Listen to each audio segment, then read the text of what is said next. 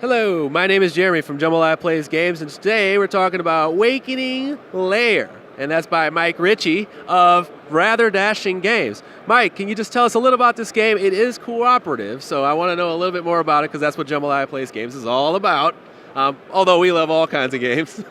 But just give us a little rundown of the gameplay. Sure. So it is a 2 to 6 player fully cooperative game. You've heard that there is an evil monster's terror lurking in a dungeon somewhere outside your village. So you and your plucky group of adventurers will start at the beginning of this dungeon.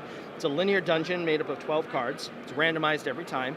And you will fight your way through this dungeon using the various powers of your heroes, the various ways they can do damage, fighting all these little different monsters as these rooms slowly wake up, again, randomized.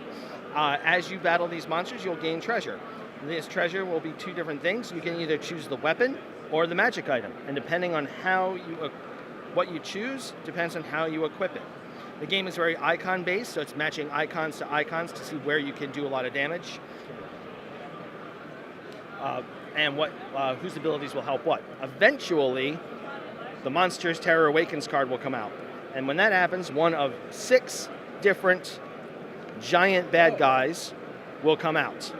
Now, the goal of these bad guys, this is Whiptail the Dragon, is going to try to exit the dungeon. On every turn, they move 1 card towards that exit. If they get out, we lose. If a hero dies, we lose. The only way to win is to slay this monster before it gets out. We've got 9 different heroes. All of our heroes have a female and a male side. Other than that, the stats are identical. There's a bunch of treasure, bunch of bad guys. The replayability is huge with this. Can you walk us through a quick little round of the game so we can kind of they can see it in action? Sure. So the first thing I do is, it's called Open a Room. So I roll 2 dice, and 6 plus 4 is 10, so 12, 11, 10. This room will wake up. So I flip it over. I now have to populate it with 2 monsters. So I'll put 1 there, and 1 there. So let's say I had a hero in this room, all right? So I'll make something up for you.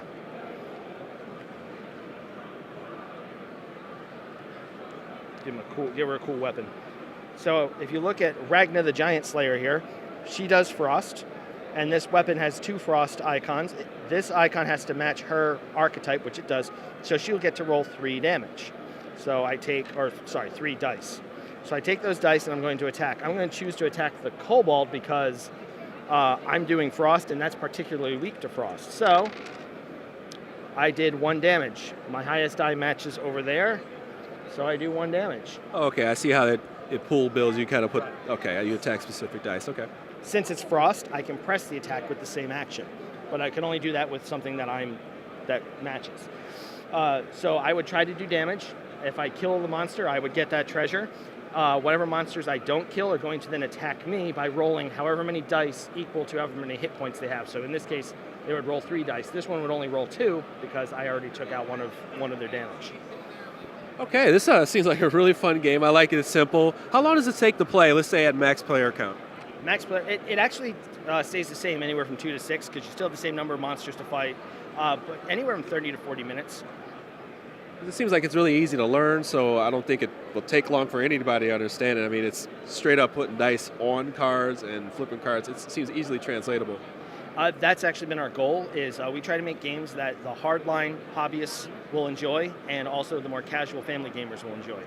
Well, while we're at it, let's just kind of take a quick scan here, and I'll just show some other games that you have on tap over at Rather Dashing Games. You have, what is this, Hafid's over here? It's Grand Bazaar, okay. Which is lying on the side for some reason. Okay. And also you have, what's this, Element? Element, yeah. Element is our flagship game. Element's our flagship game. It is a abstract strategy for 2 to 4 players. It's based on the powers of fire, water, wind, and earth, which you use to try to encircle and entrap your opponents. It's kind of a mix between checkers, chess, and Go. All right, well, thank you for giving a quick overview of your games. They look really good. I'm familiar with Element. I've never played it before. I want to check it out. Thank you for taking time. Once again, this is Jeremy from Jambalaya Plays Games, and this is Mike Ritchie from Rather Dashing Games. Thank you for your time, sir. Thank you.